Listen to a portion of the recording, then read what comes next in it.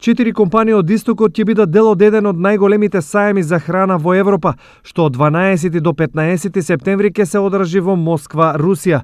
Шанса да ги презентираат своите производи, но и да добијат можност истите да ги презентираат на рускиот пазар, ќе имаат компаниите Пермидекс од Виница, Химаглион од Кочани, Фруктано од Аргулица и Балкан Екофруит од Свети Николе.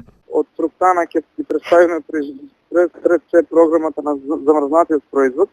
Тоа значи замрзната вишна, замрзната слива, замрзната пипарка, како и останатите производи кои што ги работиме таму, меѓу кои најголемиот наш производ вишна во алкохол.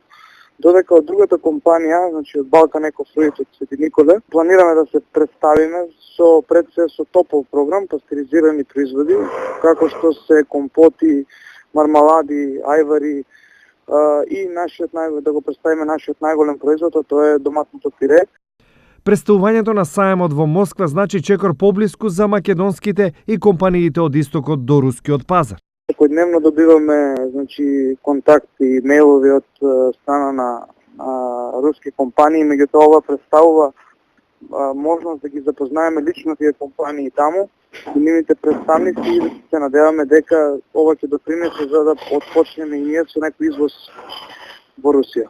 Во првите 7 месеци од годинава, Република Македонија и Руската Федерација оствариле меѓусебна трговска размена од 92,9 милиони долари, што во споредба со минатогодишните 127,2 милиони долари во истиот период е опаѓање за 27%.